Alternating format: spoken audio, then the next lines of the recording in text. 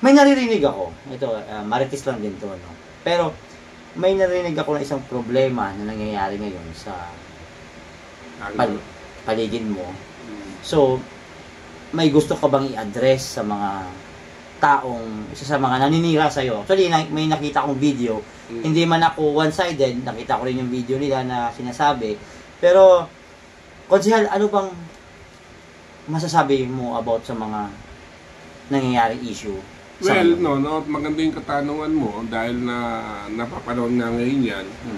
Yung sinabi ko kanina, matagal ng issue yan, panahon pa ni dati ng MMDA na 2019 is talagang dapat mawala na yung bundok ng basura. Lahat yan. Katuwang namin ng mga national government, PCUP, ILAC, MUSO, NHA. MUSO sa city? Yes, so sila na yung nag-interview sa mga tao, nagtaging na way back 2019 para ma-lisan na nila yung lugar. No? Hindi naman ako yung nagdidesisyon dyan eh. Dahil nga nasa barangay ko, natural na isang ako, partir ako ng mga proseso kung paano gagawin sa kanila. Which is government to eh. Yes, government to eh. Oh, hindi naman to personal na ano mo. Na interest? No, yung mga tao ko yan eh. Siyempre na, totoo lang, na-spoil ba nga sa akin yung mga yan eh. Sana all, spoil. Spoil yan. Sa akin talagang hindi ko sila pinahihirapan. Kaya nga lagi ako nandiyan kapag umuulan, bumabagyo, tag-init, pag nagkasunog, nandiyan ako. So, siyempre, dating na yung time na kinakailangan na rin ng may-ari yung lugar. Dahil matagal na rin na panahon, yung mga nakatira dyan, totoo lang, may mga unit naman dito sa building eh. May mga nagbenta, may mga nagparenta, may mga nagswaswapang na meron na rin ito. So which is bawal ito, di ba? Bawal. Bawal is bawal. Na-spoil na nga eh. Pati pag-aalaga ng hayop na pinuntahan dati ng BIB. Ako, na chairman, patanggal mo na yung mga baboy na yan. Para so illegal na sa kalikasan yan. Yes, Inano ko yun, in-spoil ko sila.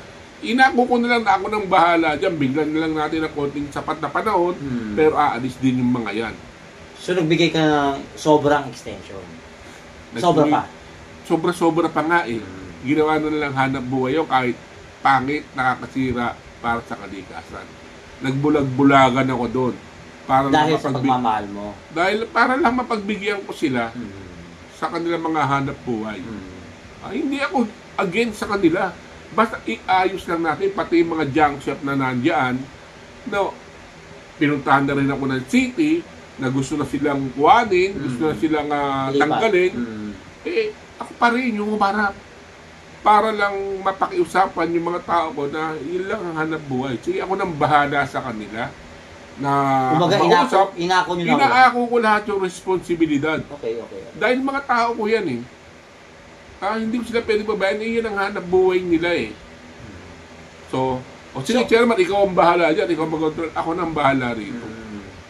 Parang sasabihin lang naman na, ikaw na chairman na mananagot kung ano man yung mangyayari dyan. Inako ko yun. Para lang mapagbigyan ko sila.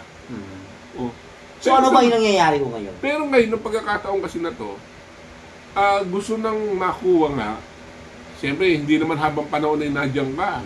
Dahil eyesore na nga, kahit na umakit ka ron sa tulay ng botas, makikita mo talaga, nasa may dagat na. Napakadelikado na. Nasa bundok naman, kapag umuho naman, hindi mo rin alam kung ano mangyayari. At ang isa pa yung sunog nga. So safety ang inisip mo dyan? Oo, safety muna.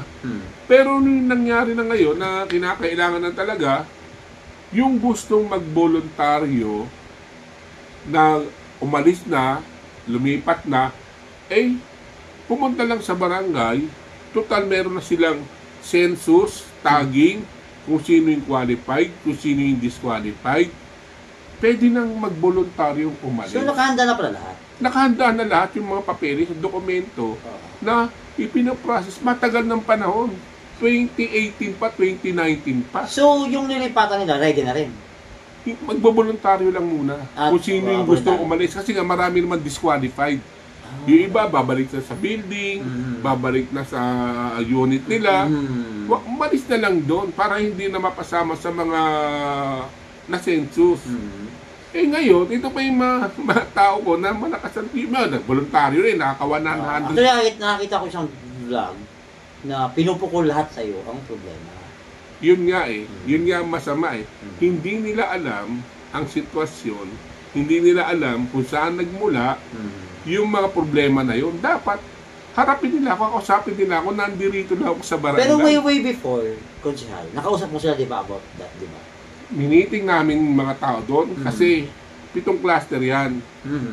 Bawat cluster merong kagawad na humahawak. 7 yung kagawad ko. Sila yung nangangasiwa doon sa cluster na hawak nila. Sila yung may mga cluster leader na tinatanong, pinapaitindi. Basta lahat sila kinausap. Maayos. Yung mga cluster leader at saka iba mga nandoon pa na gustong makinig, pinaliwanagan naman sila ng maayos. So, naintindihan po ba, Konsehal, nila? Naintindihan nila yun. Kaya nga merong 180 plus na voluntaryong umalis dahil sila yung natatakot na rin sa mga pwedeng mangyari. At nakaintindi. Yung mga nakakaintindi. Ha? Pero So that time, Konsehal, sabi mo nga, na-explain naman sa kanila lahat. Inaayos naman lahat. Andyan, latag na lahat. yes. Kumbaga, personal na pupunta sa'yo para ma-finalize. Tama? Oo, Tama ba ako? Tama. So, ang nangyari, nung time na in-explain sa kanila, naiintindihan na, tama naman. Tama. Ngayon, Konsehal, marami nang magaling. Hindi, let's get real talk. Hindi naman ako naninira, no? Kasi marami namang kaibigan ng mga nandyan sa informal settlers. I think marami na naging abogado sa time na ngayon. Di ba? So, paano po to? Dahil nga meron nga naninira sa'yo, tumitira sa'yo. Dahil nga, yun nga daw, parang personal interest mo na itong nangyayari. So, ano pa bang gusto mong i-address sa mga taong hindi pa rin nakakaintindi sa sistema na to? So, ito yung side mo. Sa mga kabarangay ko na nandirito, na nakikinig at mga kapanood, matagal na itong pinoprocess, matagal na itong pinlansya, kumpleto na yung mga dokumento, yung mga papeles, kung paanong pagtataging ang ginawa sa inyo ng ating NHA, ng ating MUSO, ng ating PCUP, ng ating ILAC ba yun? Yung matagal na. Ngayon na lang i-implement. Hindi pa ito pwersahan. Voluntaryo ang pinag-uusapan dito. Kung sino yung gustong umalis. Dahan-dahan. Magpipirma lang ng waiver. Nakatunayan na kayo ay gusto nang umalis sa lugar na yan. Hindi kayo pinupwersa. Yung mga tumitiro naman sa akin, sana makipag-usap kayo ng maayos. Alamin nyo muna yung punot dulo na sinasabi nyo na pinupwersa. Saan ang pagpupwersa ron? Wala. Basta usapin kung sino yung gusto mag-voluntaryo, gibain yung bahay, katunayan na kayo ay ayaw na. Pwede kayong lumipat kung gusto nyo, kung saan nyo man gusto na lumipat. Maihahatid kayo ng sasakyan para nang sa ganun, komportable pa rin kayo at safe na maihatid kung saan nyo gustong pumunta sa mga probinsya na gusto nyo. Walang persahan to. Wala. Di kung persahan yan, hindi nanlaban na lahat yung mga tao. So, yung lumalaban, yung na kumukontra, ulitin ko, sila yung mga marami ng pwesto na naibenta at meron silang mga lugar dito sa building. So, ito na tinatawag siguro ating pro. Yes. Mga Professional. At magagaling. So, yun po ba paglilipat nila o pag-volunteer na pag-alis nila, may kasama po bang panimula yun? Na galing sa gobyerno? Dinoble na nga yung bayad Sana all? Ang bayad is 20,000 lang o 38,000. Ngayon, hindi na kung 60,000. 60? 60. 60, oo. Pag automatic volunteer ka, oo, automatic makukuha mo. Yung qualified ka na pwedeng umalis. Yung hindi naman, pero konsiderasyon na 10,000. Para lang... may panimula lang. Oo. So, paano po ba yung konsehal? Yung umalis, nag-volunteer na umalis, yung bahay na naiwan na. So ano bang gagawin ng barangay? Sisirain na ba ng barangay? Sila na yung mismo sisira doon. Okay, hindi naman mangailam yung gobyerno. Meron namang pag sinabi ng sirain na, sige, alis na kami rito. Doon na may mga demolition team na tumutulong para hindi na sila mahirapan. Tapos yung mga iniiwan nila, itatabi na lang namin. Kasi baka mamaya tayo uli. Or magkaroon pa ng extension uli. Extension. So, sabi mo kanina, voluntary yung aalis. Paano naman yung hindi magbo-voluntary? Paano may sistema? Hindi may iwan sila ron. So, ito na ba sila yung mga taong may galit sa'yo? O hindi ko alam kung anong galit nila o nagmamatigas lang sila. Baka kulang yung 60. Pwede ba gawin 100 daw? Ay, hindi na ako makikialam doon dahil yun ang binaba ng ari-ari para lang ang Port Sibe, para lang mapagbigay. So, mga ilang tao po ba pinag-uusapan dito? Nandyan? More or less, mga ano yan eh. Mga nasa 600. Dami ha? Oo. Kasi paano nila, per cluster lang kami. Apat na cluster pa lang yata kami. So I think they have their own story. Hindi tayo one-sided. May makikinig din tayo sa part nila. I think naiintindihan ko rin yung part nila na mawawalan sila ng hanap buhay, number 1. Alam ko hanap buhay.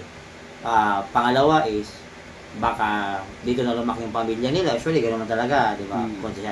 So may proseso kasi. For me, may proseso ang gobyerno. At actually, hindi naman talaga dehado eh. Mayroong company mula, hindi ka pinipwersa. So, sabi mo nga kanina, hindi naman pala pinipwersa. So, nasa sa kanila pa rin yung power or decision na sarili nila. Yes. Pero, kailangan talaga ng gobyerno o may-ari ng lupa na i-vacate yung lugar dahil kailangan itong ayusin. I-develop. For the purpose ng lahat. Hindi lang pwedeng sila lang. Okay, huwag kayong magagalit sa akin ng mga kababayan nating mga kaos sa buhay din, no? Mga kaibigan natin, mga mahihirap din dyan. Inaintindihan ko yung tinatawag na hirap ng buhay. Pero the point is, hindi naman siguro all the time tayo lang masusunod. Kailangan intindihin din natin ang other side, other part. Especially government. Sinabi ko nga, 2019 pa yan. Dapat sinala, So kung may anak ka 2019, ilang taon na? Oo. Hindi matagal na panahon din, di ba? Alam nila, lagi namin sinasabi, aalis na kayo. Taon-taon, pinasasabihan namin sila, baka mamaya, itong taon na to, mawala na kayo dyan. Ganun, mayroon kaming paalala. Hindi ba nagkulang? Oo, hindi kami nagkukulang. Yung sinasabing pinupwersahin mo. Walang ganun na walang pwersa nangyayari, voluntary. Uulitin ko doon sa mga tao na nakikinig, walang pwersa nangyayari dito. So hindi po ba politika to ang nangyayari? Wala na, walang politika dito. Walang politika. I mean, sa kabilang side, baka pinapolitika. Ay, nasa kanila na yon. Kung gagamitin na sa politika, basta kami rito, walang kinalaman ng politika. Isama nyo ako sa politika, nasa inyo yan. Hindi ako matitinig sa mga pinagsasabi nyo dahil wala akong maling ginagawa. May awa ang Diyos. May awa ang Diyos, matatapos tong problema na to.